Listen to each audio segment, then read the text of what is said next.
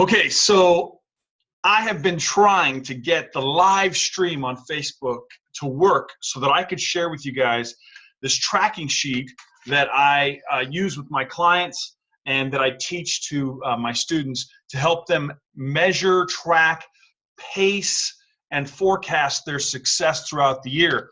I'm going to break this sheet down for you, but this sheet is downloadable from the file section of my Facebook group, which is sellchologyfbgroup.com. That's how you get to the group, sellchologyfbgroup.com. Now, I'm going to switch between camera shots here. I'm using a couple of different angles, and so I'm going to kind of bounce between the two, but I want to kind of break this down for you and show you what you're looking at and how this tracking sheet can help you become successful at consistently hitting your goals every single month.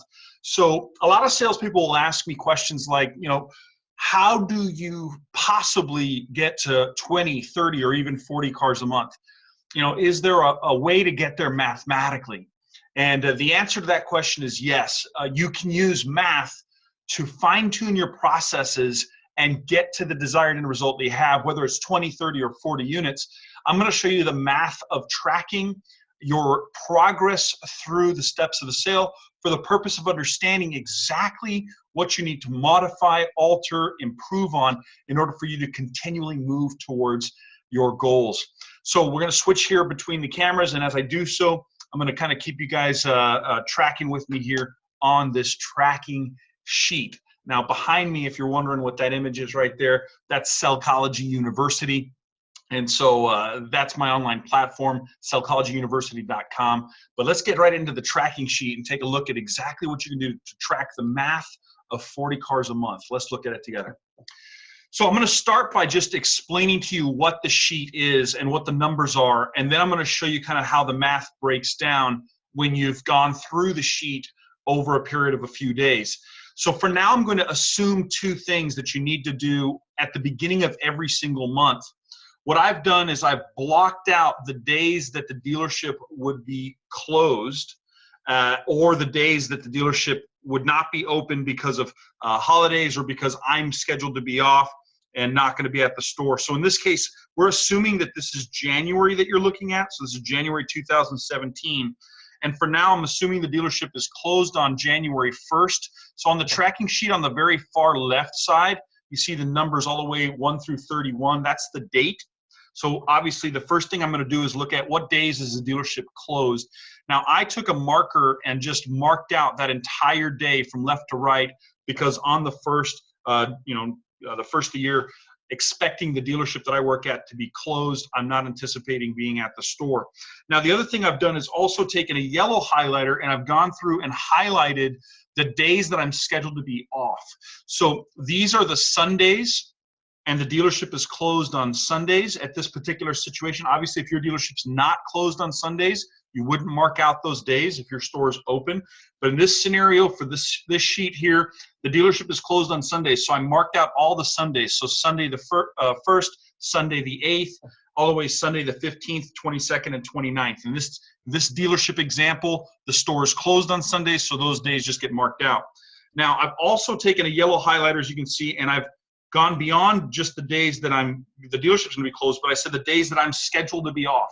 So in this scenario here, this salesperson is off on Wednesdays. So here you can see Wednesday the 4th he's off, Wednesday the 11th, 18th, 25th, and so forth. So every Wednesday gets a highlighter through it, but doesn't get a marker through it. I want to leave those editable so I can write in there if I have to. Then the other thing you'll see is that this particular salesperson gets 2 Saturdays off a month. And so Saturday, the first Saturday, the 7th, this particular salesperson is off Saturday the 7th. Also down here on the 21st, the salesperson would be off again on the 21st. So in this particular scenario, what you got to figure out is you got 31 total days in January minus 1, 2, 3, 4, 5 Saturdays. So you have 5 Saturdays that the Sundays that the dealership is closed. So you take 31 minus 5 leaves you 26 total work days out of 31 possible days in a month. There's 26 total work days. Then you subtract days off and you go 1, 2, 3, 4, 5, 6, In this scenario, if you didn't work the days the store was closed and you didn't work your days off, you would be having a 20-day month where you're supposed to be working based on this calendar. So in this very scenario that we're talking about, January 31st, the very first thing I do when I get my sheet out is I mark the days the store is closed, get them off my calendar. Then I highlight the days I'm supposed to be off because I want to adjust my goals according to the goal of hitting my target without working my days off. That's the thing I want to make sure that you guys understand. The objective of this model that I'm trying to teach you is to hit your goals without having to work your days off. That's the good life, if you will. In this particular situation, if you have 26 work days because of Sundays being removed, and then you take all 6 days off that you're supposed to get, your normal scheduled day off and your 2 Saturdays, in your month where you have 20 work days, can you, on your 20-day schedule, can you hit your goal? This sheet is designed to do the math to say, how do I hit my goals without working past my schedule? So let's go back to the sheet and take a look at how do we do that, right? Okay, now, as you can see, the next thing that I've done on setting up the sheet is I've got the days that the store is closed, I've got the days that I'm supposed to be off, and then what I've done is every single day I've set goals for each of the categories. And this happens at the beginning of every single month. So prior to getting into the month, this would be on the last day of the month, going into next month's calendar. So I would have done this in December, preparing for January. I would have set all of my goals in advance for what I want to hit for each category. Now, the other thing that you need to be able to see, and I'll make sure that you guys can hopefully see that as I adjust the camera accordingly, but over here in the top left corner, you have conversation goal, actual conversation, conversation month to date, ups goal, actual ups, ups month to date, all the way across, and then you have these black boxes. Now this black box part is really important. Let me switch back here. Okay, the black box on the sheet, and whether, you know, obviously you guys are using this small sheet here, but you can see these black boxes, right? These rows. These columns of black boxes are the most important boxes on the entire sheet. They are the reason the sheet even exists. You know, when a plane falls out of the sky and they want to figure out what happened, what they look for is the black box. They look for the black box because the black box tells you what happened to the plane. Why did it crash? In the same exact way, on the tracking sheet, the black box is what tells you what happened. It's the tracking sheet. It's the metric that tells you why you had a successful month or why you had a struggling month. So the black box is the most important box. Every single day, without fail, without exception, you must fill in your black box. It is the critical step. It's like picking up your keys to go home. You don't leave the dealership without grabbing your keys and walking out the door. Why? Because you can't get in your car and you can't get home. Same way with the black boxes. You cannot track your month successfully unless you fill out the black boxes every single day. The end of your day, before you leave the store, fill out your black boxes. They're done daily, tracking your daily activity. So let's go back to the sheet here and take a look at how you fill this sheet out. So what you have is you have across the board here, you have several key steps of the sale. The total number of conversations you have, the total number of opportunities or ups that you have, the total number of presentations of a vehicle you do, the total number of demonstrations of a vehicle that you do, this is the test drive, the total number of write-ups that you do, which is giving people the option to do business. This is the numbers part, people. This is presenting them an offer to do business. That's the write-up. Then you have the total number of sold, which is the customer commits to buy. And then in the final category, you have the delivered units, the total number of cars that actually left the lot with the customer in it. Now, to define these categories, I want to define each of them for you first. Let's switch back. Okay, the very first category that I measure is my conversations category. Now, conversations, for the purpose of this sheet, have to be these criteria. Face-to-face on the property for like a minute or more. They have to be a conversation that's face-to-face, physical, looking them in the eyes for like a minute or more at the dealership with a non-employee. Your goal for conversations is how many people do I get in front of and talk to who don't work for the company? That includes the pizza delivery guy, the UPS lady, the FedEx person, the mailman, the parts delivery person from, an AutoZone. If they don't work for the dealership and you look them in the eye and you have a conversation with them that lasts a minute or more, that is, for the purposes of this sheet, that is a conversation. Your goal has to be to get in front of and talk to people who don't work for the dealership. That's your objective. That's the first category. Conversations is non-employees face-to-face for 1 minute while you're at the store. So can you say, well, John, what if I have like 5 really good phone conversations? Don't count. What if I go to Wendy's and I'm talking to somebody at the drive-thru? Doesn't count. Until they physically come to the dealership, you don't track them on this sheet as a conversation. Now, let's go to the next category. All right, we have ups is the next category. Conversations, ups. What is the difference between an up and a conversation? The only difference for the purposes of this sheet between a conversation and an up, the only difference is this. An up is an unassigned conversation. What's an unassigned conversation? Suppose I'm talking to the FedEx person, they're delivering some packages or waiting for some packages, and I start a conversation with that person. I say, hey, by the way, I see you come in here oftentimes, but I don't think I've ever asked you, what kind of vehicle do you drive? And they start telling me about their car, and maybe that's a casual conversation I start having. And I say, I got to ask you a question. If you were personally going to buy a vehicle from our dealership, or if you were going to send a friend or family member into the dealership to buy from us, is there a person here that you would work with? Is there a person here you would send your friends and family to? If the FedEx person says, no, I do not have a person I would come in and buy from, or I would send my friends and family to. If the FedEx person says, no, sorry, I don't know anybody like that, they, for the purposes of this sheet, become an up. Now, you may not get their name, you may not get their email address, you may not get their system, you may not load them in the CRM as an up. You might not do that, and that's okay for the purposes of the sheet if you want to do that.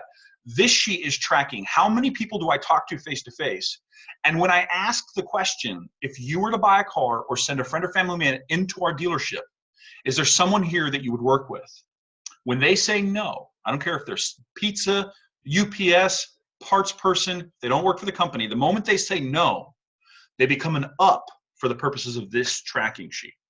Because you technically have the possibility of selling them something or working for referrals with an opportunity with them for them to send their friends and family to you. So for the purposes of this sheet, I consider them an up. Let's move to the next category. All right, the next category is presentation. This is pretty simple and straightforward. Did I show them a car? Did I open up a car door? Did I start talking about a car while I'm next to a car? This is not just a conversation about a car. I physically walked up to a car and opened up a car door. That's what a presentation is for the purposes of the sheet. Demonstration is pretty simple. Did I drive a car with the client? Did we go on a car ride together? Now, for the purposes of my sheet, I like to track actual demos, which means I went with the customer on the drive. That's a true demonstration drive. So for the purpose of the sheet, that's what I want to see happen. But if you take the customer and send them out on the drive by themselves and you count them as a demo, that's fine. If you want to do that, I don't like doing that. I like to track, authentic demo drives, which is the salesman's driving the car with the client. So that's the next category is demo drives. So I've said, how many total conversations have I had? How many of them were unassigned to someone else at the dealership? That's an up. How many of those did I show a car to? If I showed them a car, how many of those went on a drive with me, on a demo with me? And then I get to the next couple of categories, which are pretty simple and straightforward too. Check them out. So then you have write-ups, which is the next category, right? Write-ups for the purposes of this sheet is showing numbers. Did I present an offer to do business to the client? Okay, this is not writing up a deal packet. This is writing up numbers. So if you're showing them payments, price, trade, if you're putting numbers together for the client, that's a write-up for the purpose of this sheet. And then the last two categories is sold and delivered. Sold meaning that they agreed to buy. They agreed to buy. The moment the customer says, okay, I'll do it, I'll take it, that's a sold customer by the purposes of this sheet. And then you have the next one, which is the delivery. Now, a delivery is them physically taking the vehicle off property. It's possible that you might get a customer who looks at the numbers and says, okay, I'll take it, I'll buy it. And they even complete the paperwork. But then there's some steps that don't come through for the financing, or before they take delivery of the car, their spouse kiboshes the deal or something, or the deal unwinds. For the purposes of this sheet, you still had a sold customer. They, at the moment you presented numbers, they agreed to buy, they said yes.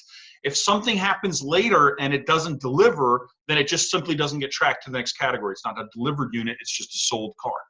So that's the tracking sheet, that's the categories, okay? So now, what does it look like when you start to fill this sheet out? So that's what I want to show you next. So I've got a kind of a pre-filled one that I've already created here for you. So I'm going to do that one for you next. Let me go ahead and flip the screens. Okay, so now I've got this already kind of pre-filled out for you guys. So let's kind of talk about what you're looking at here. I'm going to get it adjusted, make sure you guys can see this. Okay, so what I'm doing is I'm assuming that it's the 9th of the month right now. Now, obviously, depending on when you're watching this video, you know, it's whatever day it is for you. But as of right now, at the date that I'm creating this video, it's actually the 5th of the month. It's January 5th, 2017. But for the purposes of the sheet, I wanted to fill out just several days worth of data so you can see kind of how the data tracks throughout the month. Now, on the left side, you can see here, hopefully, it says conversation goal is 6. So this is Monday the 2nd, I have a goal of 6. Tuesday, I had a goal of 5. Then my goal was 0. Why? Because it's my day off. My goal is to have no conversations at the lot on my day off. Then I have 5. Then I have 6. So that's Wednesday, Thursday, Friday, and then I'm off that Saturday. Since I'm off on Saturday the 7th, in this particular example, my goal was to have 0 conversations on my days off. I don't want to have any conversations on my day off at the dealership. I want to stay home with my family. So that's the goal. Now let's take a look at each day as it progresses. So hopefully you can see this pretty clearly, but what you have is 4 dash marks, right? 4 tally marks. As the day progresses, so as a customer comes into the dealership, I'm going to then mark, as it actually happens, I'm going to mark the event. So in the morning on the first day, as I have a conversation with a non-employee face-to-face, I put a tally mark there. Later on in the day, I have somebody who is an up, which means they were unassigned. And maybe it's the first person I even talked to. So let's say it's in the morning and I'm talking to a lady named Stacy and she's there for parts. But I start a conversation with Stacy. Stacy and I are talking for a minute at the dealership face to face. She's a non-employee. I ask Stacy a question. Hey, Stacy, if you were ever to buy a car here, or if you were to send a friend or family member in, who would you work with, or do you have somebody? She says, I actually don't have anybody here that I would work with. I said, fantastic, Stacy. I'd like to introduce myself. And then she becomes an up. So this tally mark here would be Stacy as an up. So as the day happens, as the activity actually occurs, that's why it says actual conversation, actual ups. When they happen, you tally mark them as they happen, right? That's the goal. So throughout the day, the only thing that should be filled out at the beginning of the day is the goal for each section, and then the actuals as they happen for each category. So in this case, Stacy is an actual conversation that was an actual up because she was unassigned. She said, sure, I'll look at a car. So she became a presentation all the way down the line. As long as Stacy moves with me through the process at each step, I tally mark as it happens.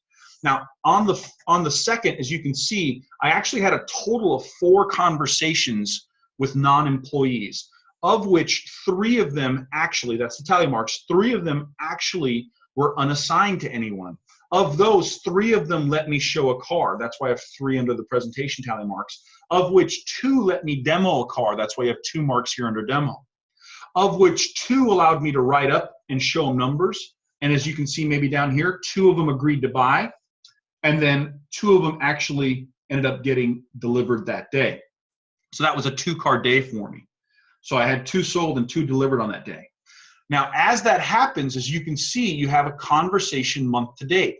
At the end of the day, so this is at the very end, I'll use this to kind of help you guys. So what I'm going to do, just to kind of make it simpler for you to see, on the end of the day, in this case, Monday the 2nd, I've got all my tally marks. Now I'm going to do the math. How many month-to-date conversations did I have? I had a total of 4 conversations so far. How many total ups did I had? I had 3 so far. How many total presentations did I have? I had 3 so far. So next to where it says the month to date in that category, all I'm doing is at the end of the day, I'm tracking what actually happened as a running total month to date. So now the black boxes come in. Here's the black boxes. Conversation to ups month to date. What does that mean? That means out of all of the conversations total that I've had so far for the month, how many of them were ups for the month? And in this case, 3 out of 4 of my conversations were ups, which is 75%. You take this number here and divide it by this previous number here. Take this month to date, right, 3, divided by this month to date, 4, and then in the black box you write the percentage, which is 75%. Now over here you can see I had presentations, 3 month to date, divided by ups 3 month to date. So ups to presentation month to date is 100%, 3 divided by 3. Over here you can see that I had presentations and demos. My demos month to date were 2.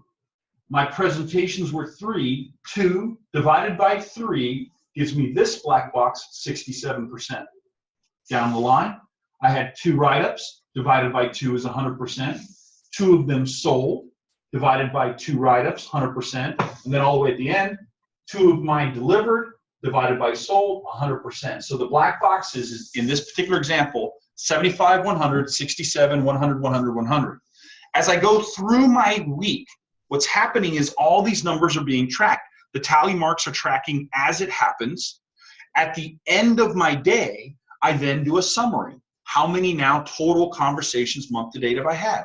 Well, yesterday I had 4, today I had 3, which brings me to 7.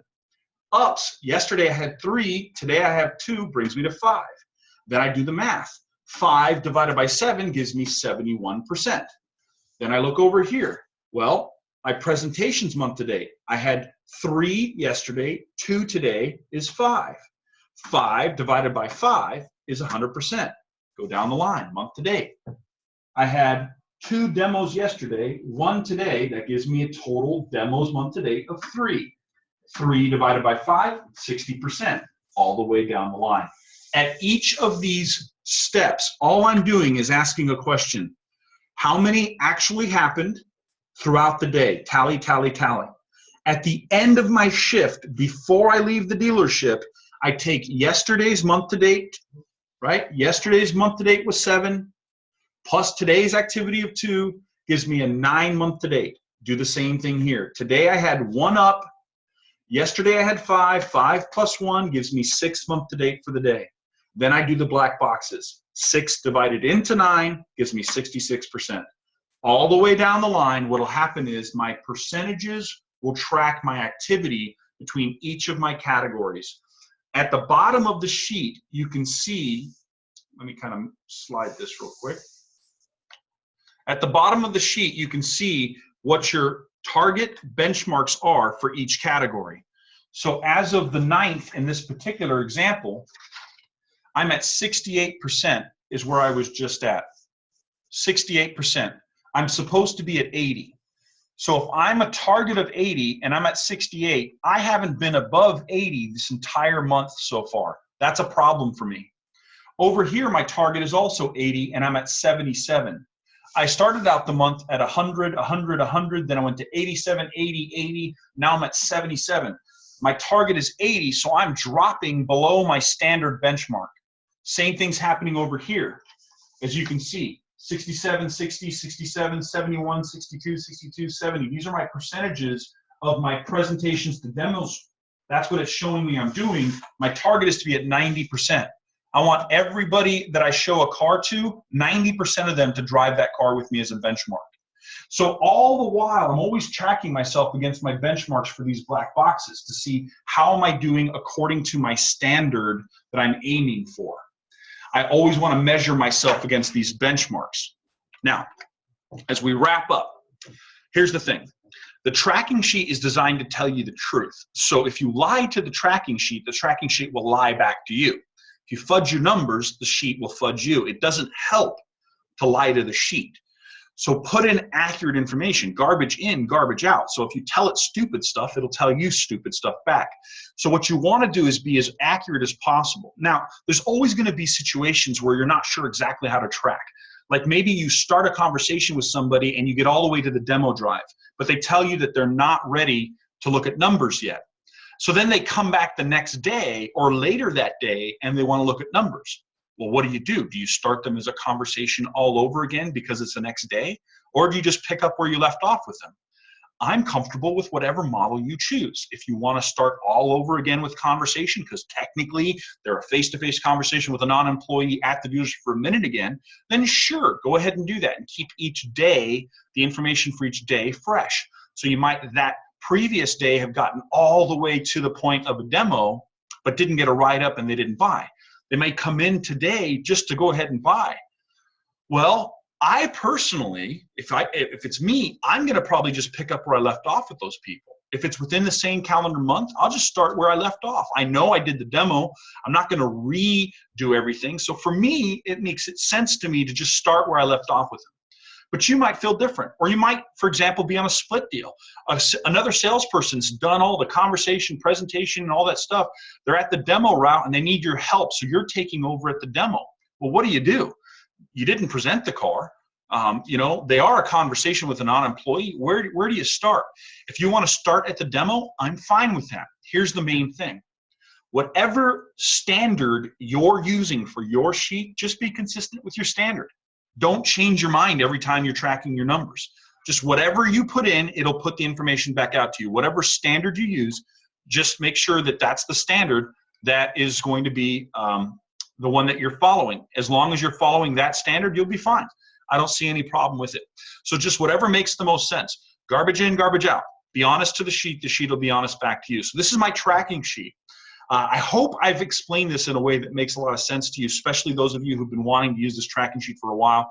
The main thing is to remember that the black boxes have to be filled in every single day. Get a selling partner if you have to in order to have the accountability, but commit to every single day, making sure that that black box is completely filled in. Make sure that you're doing the tally marks as they happened throughout the day, and then doing your summary of your month to date and your black boxes at the end of the day. So throughout the day, if you've already set your goals in place, once you have your goals in place, then all you're doing is tracking the actuals as they happen, and at the end of the day, doing the month-to-date math and doing the black boxes. And that's all you're doing for your tracking sheet. Now, one last thing I want to show you real quick. Okay, as you can see, each day has a goal assigned next to it. Now, the reason for the goals is to have something to aim for. When you're first filling out your sheet for the very first time, there's a very good chance you won't have a clue what numbers to fill in here. You won't have a clue what your numbers are going to be for your goals. But in this particular scenario, what I did was I went ahead and plugged in these numbers here, which gave me a total on a 20-day work month of 121 total conversations. If I hit that goal of 121 conversations, right, then if that's what actually happens, my month to date will end up here at 121. Now, it's possible that that won't be your case, but I'm just telling you this is what I put in for goals. These are somewhat arbitrary. In the beginning, the first 3 months or so that you're tracking, it's hard to know what these numbers will be exactly, what are going to be the realistic goals or whatever the reasonable goals you should put in. So for now, just put in a target you'd like to hit. How many conversations with non-employees would you like to have in a day? 5, 6, 7, whatever that number is. And then how many of those are going to be ups? You don't know. It's hard to know. It's like almost impossible to know what these numbers should be. So don't get worried about what the goal should be. Just put in a number that you're aiming for, and then intentionally every day try to hit that number.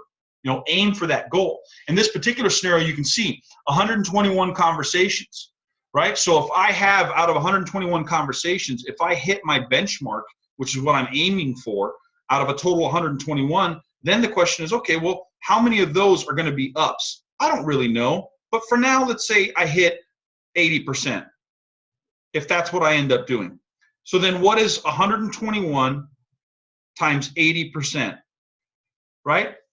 You could just do your goals based on that and figure out mathematically what that would be and go backwards. It doesn't matter specifically how you arrive at this for the first 2 months. You just don't know what the number is going to be.